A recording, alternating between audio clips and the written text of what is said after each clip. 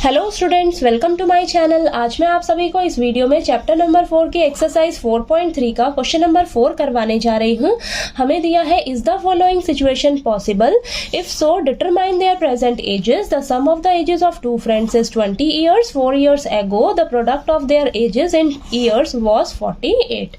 तो question number 4 में हमें ये सिचुएशन दी हुई है और बोला गया है कि क्या ये सिचुएशन पॉसिबल है।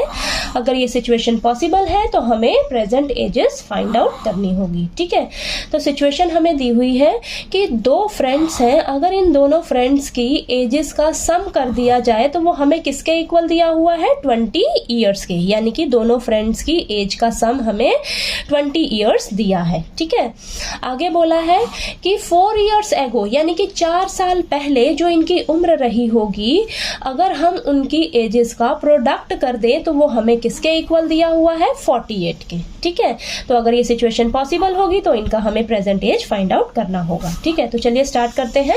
सॉल्यूशन में सबसे पहले हम क्या करते हैं, जो हमें फाइंड आउट करना होता है उसे हम लेट करके चलते हैं। तो हमें प्रेजेंट एजेस निकालने को बोला है।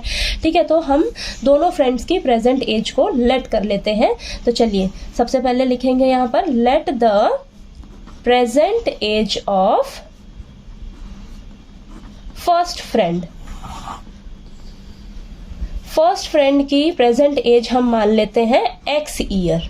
ठीक है, and the present age of second friend.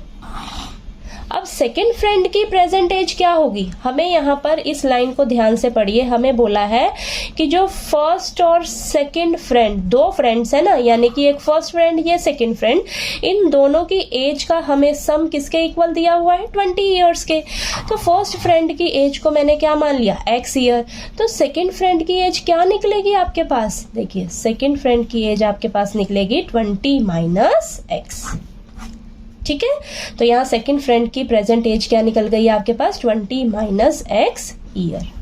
ठीक है, ये चीज क्लियर हुआ। ये आपको जो फर्स्ट लाइन गिवन थी उससे आपने ये लिख लिया। ठीक है, आगे हमें बोला है कि 4 ईयर्स एगो, 4 साल पहले की बात कर रहे हैं। तो देखिए यहाँ पर लिखिए आप 4 ईयर्स एगो।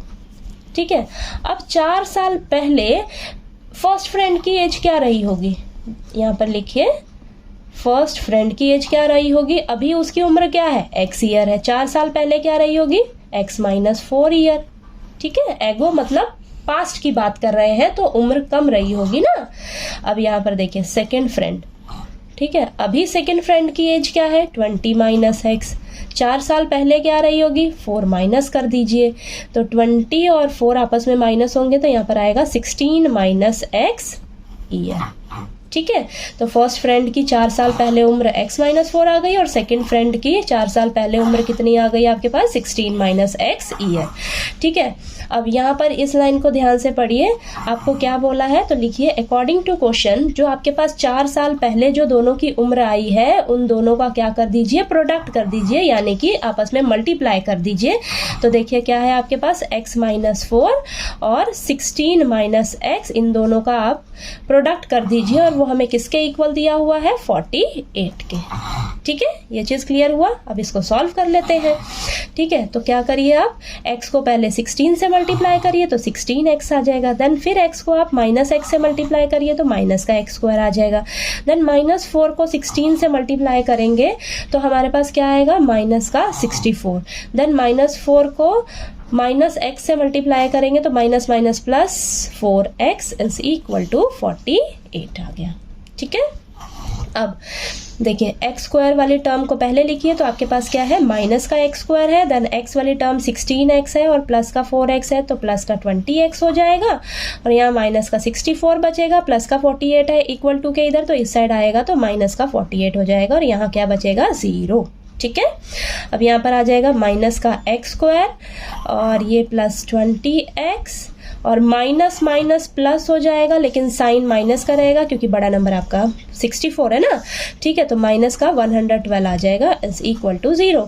तो यहाँ पर आप माइनस कॉमन लीजिए क्योंकि x स्क्वायर आपका देखिए नेगेटिव है। ठीक है, तो ये माइनस कॉमन लीजिए तो देखिए क्या आ जाएगा, x स्क्वायर ये हो जाएगा प्लस का और ये प्लस है तो यहाँ पर माइनस का 20x आ जाएगा, और ये माइनस है तो ये प्लस हो जाएगा, तो ये प्लस का 112 इज इक्वल टू 0, क्योंकि हम माइनस कॉमन ले रहे हैं ना, तो सबके साइन जो है वो चेंज हो जाएंगे। ठीक है, तो अब इसको नेक्स्ट पेज पे कंटिन्यू करते हैं। तो आपके पास देखिए यहाँ पर इक्वेशन क्या निकल कर आ जाएगी, x² minus 20x plus 112 is equal to 0। तो आपके पास ये क्वाड्रेटिक इक्वेशन आ गई। ठीक है, अब हमें क्वेश्चन में बोला हुआ है कि क्या ये सिचुएशन पॉसिबल है, जो हमें सिचुएशन दे रखी है। तो ये जो पॉसिबिलिटी है ना, ये पॉसिबिलिटी हम कैसे चेक करते हैं, डिस्क्रिमिनेंट फाइंड आउट करके। ठीक है, तो जो भी डिस्क्रिमिनेंट का वैल्यू निकल कर आता है उसी पर हमारा जो है पॉसिबल है या नहीं ये सिचुएशन वो डिपेंड करेगी। ठीक है, तो चलिए डिस्क्रिमिनेंट निकालने के लिए आपको क्या करना होगा, सबसे पहले ना a b c का वैल्यू लिखना होगा। ठीक है, तो यहाँ पर आप लिखिए a का वैल्यू क्या है, x² का कोफिशिएंट यानी कि 1, b का वैल्यू क्या है आपके पास, x का कोफिशिएंट यानी कि माइनस का 20, और c का वैल्यू क्या है, कांस्टेंट टर्म यानी कि 112। तो यहाँ पर मैंने क्या लिखा है, अब डिस्क्रिमिनेंट निकालते हैं। ठीक है, तो डिस्क्रिमिनेंट यानी कि d की वैल्यू, तो क्या होता है फॉर्मूला आपके पास डिस्क्रिमिनेंट का, b² माइनस 4ac। ठीक है, तो यहाँ पर फॉर्मूला अप्लाई कर दीजिए। b का वैल्यू कितना है, माइनस 20, तो माइनस 20 का स्क्वायर हो जाएगा, माइनस 4 इंटू a कितना है 1, और c का वैल्यू कितना है 112। ठीक है, तो यहाँ पर सॉल्व करिए इसे, माइनस 20 का स्क्वायर करेंगे तो 400 आएगा, माइनस 4 इंटू 112 को आपस में जब मल्टीप्लाई करेंगे तो आपके पास आएगा 448।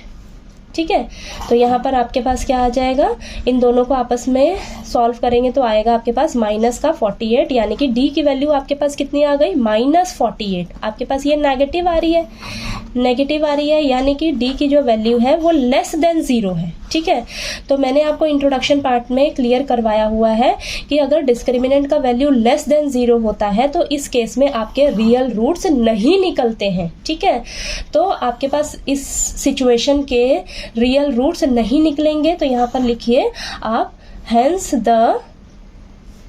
This quadratic equation has no real roots. ठीक है, इस क्वाड्रेटिक इक्वेशन के रियल रूट्स नहीं निकलेंगे। ठीक है, तो so this situation is not possible. ठीक है, तो ये जो हमें सिचुएशन दी हुई है ये सिचुएशन हमारी पॉसिबल नहीं है। ठीक है, तो क्योंकि आपका देखिए d का जो वैल्यू है, डिस्क्रिमिनेंट का वैल्यू वो लेस देन 0 आ रहा है, तो इस केस में आपके पास रियल रूट्स नहीं निकलते हैं। ठीक है, अगर आपका d का वैल्यू ग्रेटर देन 0 होता है, अगर इक्वल टू 0 होता है, तो उस केस में आपके रियल रूट्स निकलते हैं। ठीक है, तो इस केस में आपके रियल रूट्स नहीं निकल रहे हैं, तो ये जो सिचुएशन है आपकी ये पॉसिबल नहीं है। ठीक है, तो चलिए आपको ये क्वेश्चन नंबर 4 जो है वो अच्छे से क्लियर हो गया होगा। कोई डाउट आया आपको क्वेश्चन में तो प्लीज़ आप पूछिएगा, और इसका क्वेश्चन नंबर 5 जो है लास्ट क्वेश्चन वो आपको मैं नेक्स्ट वीडियो में करवाती हूँ। ठीक है।